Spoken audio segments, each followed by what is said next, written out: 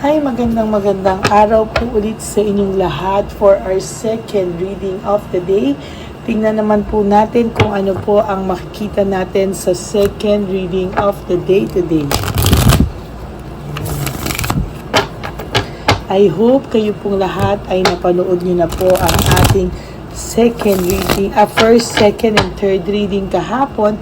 At ang first reading kanina bago po kayo tumalon dito po sa ating first reading of the day. Kamusta po ba kayo lahat? I hope na talagang napapanood nyo po ng on time ang ating mga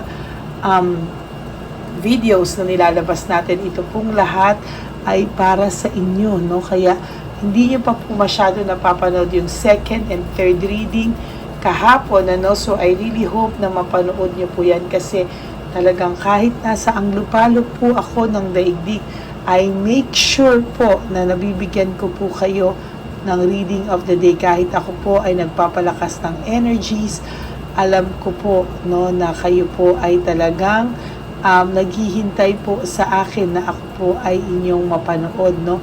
Kaya po ako po talaga ay gumagawa ng paraan, ano, para kayo po ay mapanood nyo po ang ating third reading, mga readings. So, yung third and second reading kahapon, hindi nyo pa po masyadong napapanood, no? Kaya please, no, panoorin nyo po. Ano, I'll try to have a live mamaya, no? Pero sana po talaga ay mapanood nyo muna po itong second reading of the day natin. Okay, tingnan po natin. Ay, sorry. Okay, one last round po ng ating pagbabalasa. And then po, tayo po ay mag-start na po. Ayan, bumaba po ako dahil may kakaiba po akong naramdaman doon sa kaninang pwesto ko. Kaya ako po ay lumabas na lang po at naghanap po ng ibang pwesto, no, para po mabigyan kayo ng second reading of the day. Okay, pili po tayo ng 20 cards. 1, 2, 3, 4, 5, 6, 7, 8, 9, 10. Another 10 cards po. 1, 2, 3, 4, 5, 6, 7, 8, 9, 10. Okay, tabi muna po natin ang mga cards na hindi po natin napili.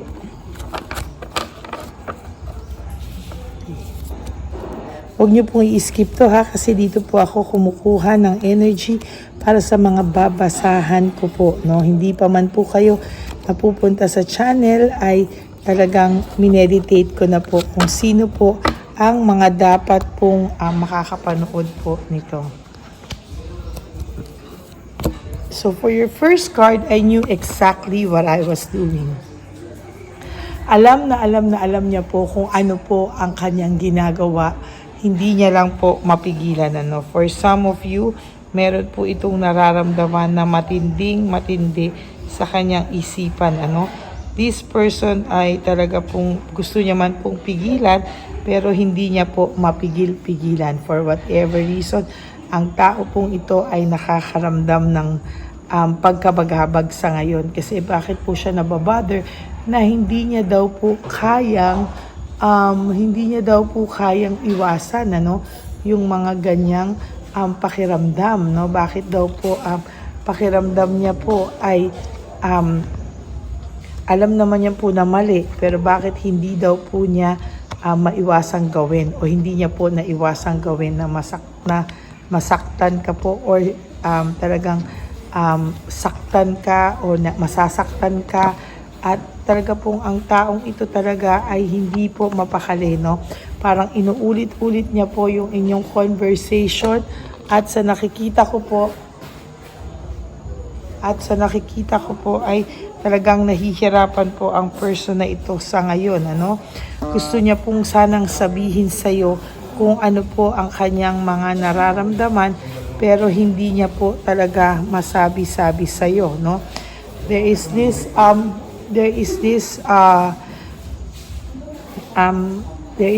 a person na talagang alam niya po na nag-cross the line siya or sumagad po siya sa iyo. No, pasensya na po, nasa garden po kasi ako, kaya hindi ko po maiwasan na may mga nagdadaan pong ibang energies na hindi po natin maiiwasan. Okay? So ayan, I know that I crossed the line with you, no? Alam niya po na sumagad at sinagad ka po talaga ng taong ito, at sa nakikita ko po ay talagang hirap po itong taong to sa mga nangyayari po sa kanya sa ngayon, no? Sinagad ka po niya, kaya talagang nakikita ko po na talagang takot po itong taong ito kontakin ka, no? I am afraid to contact you, no? Ang tao pong ito ay takot na kontakin ka sa ngayon. Natatakot po siya sa conversation na pwede niyo pong na kayong dalawa po, natatakot po siya sa conversation na kayong dalawa po ay mag-uusap at ibabalik mo daw po sa kanya yung mga nangyari, no? Sa mga oras po ngayon ay hindi pa po okay ang kanyang buhay, no? My life is not as together as it seems, no? Talagang gulong-gulo po ang buhay niya ngayon at talagang hindi ka po nawawala sa kanyang isipan. I can stop thinking about you, no? Ang tao pong ito ay iniisip-isip ka po. At talaga pong bakit ka po niya iniisip? Kasi naiisip niya po na sana daw ay trinato ka po niya ng tama, no? I wish I had treated you better. Sabi niya nga po, sana daw sa lahat ng nangyari sa inyo, sabi niya, I hope that one day you can forgive me, no? Sana daw po ay isang araw mapatawad mo siya sa mga nagawa niyang kasalanan sa iyo, no? Sa kahit saan po siya pumunta, ikaw po ay naaalala nitong taang to. I look for you everywhere, no? Talagang ang tao pong ito talaga ay naiisip ka po niya talaga, at hindi po siya titigil ng pag-iisip sa iyo. Talagang ang tao pong ito, whatever happens ay iisipin ka rin po ng iisipin, ano? Talagang sabi niya nga po, you don't know how hard it was to let you go, no? Talagang ang tao pong ito ay nahirapan din naman daw po siyang i-let go ka. Nahirapan din po siya talaga, at talagang sa totoo lang ay naaalala niya po ang bawat araw na nasaktan ka po ng taong ito. Talagang hindi niya po alam kung papaano man, pero talagang nasaktan ka po niya, at sa nakikita ko po ay alam niya po sa sarili niya, no, na nakasakit siya ng tao, no? At ito pong taong to ay hanggang ngayon ay gusto ka pa rin po niya, no? Gusto ka pa rin po niya, may puwang ka pa rin daw po sa isipan niya, at sa nakikita niya po ay hindi po to titigil, no? Talagang sa susunod na mga araw ay maiisip at maiisip ka pa rin po ng taong ito, at gugustuhin niya pong maramdaman ulit ang kanyang nararamdaman, ano? I want to feel that way again. Sa mga oras pong ito ay nakikita ko po na gusto po ng taong ito maramdaman kung ano po ang mga nangyaring samahan nyo dati, no? Wala pa rin pong tumatalo sa iyo. You came closer than anyone, no? Hindi pa rin po siya nakakakita ng mas higit pa po sa iyo. Sa mga oras na to ay mahal ka pa rin po ng taong ito, no? Ang pagmamahal po sa iyo ng taong ito talaga ay matindi pa din, at nasa puso ka pa rin po niya. Kahit ang dami-dami pong nangyari sa inyo, so many things remind me of you, naiisip ka pa rin po ng taong ito, at talaga pong hindi pa rin siya titigil na mag-isip sa iyo, no? At talagang hindi lang po siya makalapit sa iyo, pero there will come a time na makakalapit din po siya, and I regret lying to you. Pinagsisisihan niya po ang lahat po ng nagawa niya po sa iyo. Iniisip niya po, I wonder if you are happy without me. No, iniisip niya po, masaya ka daw ba talaga na wala na siya sa buhay mo, no? At nararamdaman ka po ng taong ito kahit hindi po kayo magkasama, kahit kayo po ay magkalayo, at talagang sabi niya, alam niya po na nasira niya po ang lahat-lahat sa inyo, no? At dahil po sa mga nangyaring ito, no, naisip niya po na parang wala siya sa sarili niya, parang hindi niya po alam kung ano po ang nangyari sa kanya at bakit daw po nangyari ang lahat ng ito sa inyo, no? Yan po ang nakikita ko sa kanya, at ngayon pa lang niya po na iintindihan ang connection between the two of you, no? Kaya sabi ko po sa inyo, there will come a time na ang tao pong ito ay makakaramdam ng panghihinayang sa iyo. Huwag ka pong mag-alala, no? Hindi nga po ito nakakatulog. O sometimes I stay awake thinking about you. Talagang ang tao pong ito ay naiisip ka po niya, dahil naiisip niya po na alam niya po, ay may sumamang isa, na alam niya po na kasalanan niya, pero ikaw po ang sinisi niya. Sabi niya, it was my fault but I blamed you, no? And for your last card, ang nakikita ko po dito, I wish I could take back my words, no? Sa lahat po ng mga nasabi niya sa iyong masasakit, ay gusto niya man pong pigilan ito, gusto niya pong mawala na ito, pero there will come a time na tsaka pa lang po ito, tsaka pa lang po siya makaka-recover kapag napatawad niya na po din ang kanyang sarili, no? Mahirap po talaga, pero yan po ang nakikita ko sa ating second reading of the day. Ito po ang pakiramdam ng person nyo sa mga oras na ito. For those of you na naka-resonate, can you please give me a like and comment down below para naman po alam ko kung ano po ang nasa mga saloobin nyo. And sana po ay maka-resonate po kayo. Can you please give me a like and comment down below para po alam ko naman ang inyong feelings. And for those of you who would like to have a private reading with me, you can message me po at Lady Lee Elena, that's Ladyly Elena. Nasa dulo po yan ng ating video. Diyan nyo lang po ako makokontak. That's my only official and legit FB and Messenger account.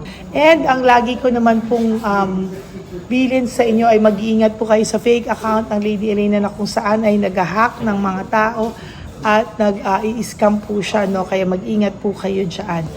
And sa akin naman po mga ever loyal, solid and faithful na Lady Elena family, I love you all from the bottom of my heart. Maraming salamat po sa lahat po ng support nyo sa ating channel. And please, no skipping of ads. Tulong nyo na po yan sa ating channel. Lalo na po, nalalapit na po ang ating unang One Love a Day for this year, kung saan tayo po ay mamimigay for the less fortunate lolos and lolas sa daan on March 1 or 2, no? Inaabaka po more, posible po, baka March 2 po tayo, no?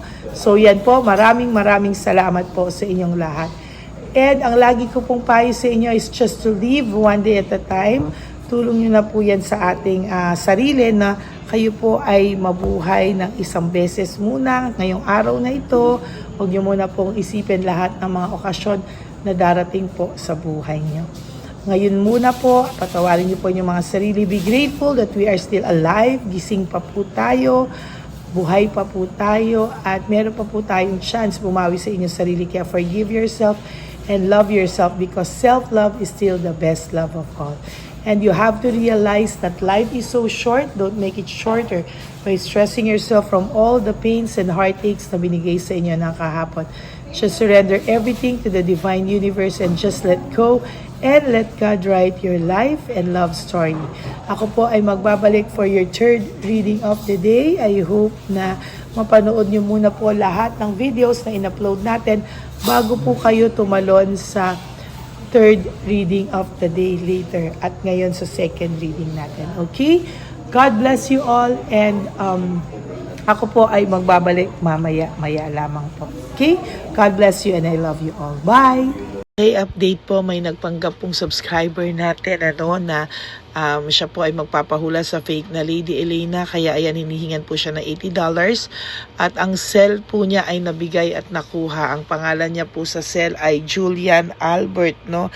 Siya po ay may cell account din, kaya mag-iingat po kayo. Ayan po, no, kung sino man po yung scammer na Julian Albert na yan, no, iinsensuhan po natin yan para siya po ay makonsensya. Kung wala man po siyang konsensya, at least po bumalik sa kanya lahat po ng kanyang ginagawa, at maling-mali po yan, ano. Basahin niyo po lahat yan, makikita niyo po, ayan po ang cell number niya at Julian Albert na yan, ano, para po talagang mai-report din po natin yan na siya ay gumagamit ng cell account na Julian Albert. Mag-ingat po kayo. Ayan po yung number niya. Ayan po yung pangalan niya. Huwag po kayong magpauto. Nakita nyo naman po, no, napakalayo po ng pangalan ko sa pangalan ng pinagsesendan nyo po ng account o ng pera. Kaya mag-ingat po kayo at beware sa scammer na to. At talagang ayan po, pinost ko po ang kanyang pangalan dito para maging babala po sa inyong lahat. Maraming salamat po. At mag-ingat po kayo, pakireport po ang page na yan, ang messenger niya na Lady Elena. Maraming salamat po and God bless you all. Ayan, sa susunod po makikita niyo yung account niya na ire-report niyo. Salamat po na marami. Magandang gabi po ulit sa inyong lahat. Ako po ay muling nagpapaalala sa inyo na mayroon pong lumalabas sa FB at Messenger account na fake account po, no, nang hihingi po ng $25 through PayPal, at hindi po yan totoo. Huwag po kayong maniwala dyan. At pag sinabi mo po na gusto ko pong marinig ang boses nyo or makita kayo, ang sasabihin po ay magbibigay kami ng link, buksan mo yan, at pagkatapos ay makikita mo ako. Huwag po kayong maniniwala dahil yan po ay hindi totoo. Yan po ay isang malaking scam na pag binuksan nyo po ay mahahack po lahat sa inyo. Mahahack po ang inyong mga personal details. Lahat ay mahahack. Ako po ay nalulungkot na ito po ay nangyari, ngunit sa talagang may mga tao pong masasama at may mga tao po talagang hindi makatiis na hindi gumawa ng masama sa ibang tao. Pero maging aware po sana kayo, tulungan niyo po ako, i-report po natin yung fake na yan at sa FB para siya po ay mawala na. At wala na po siyang mabiktima pa, no? Nandyan po lahat ng details at maraming salamat po sa inyong lahat. Maraming salamat po sa inyong lahat at mag-iingat po kayo.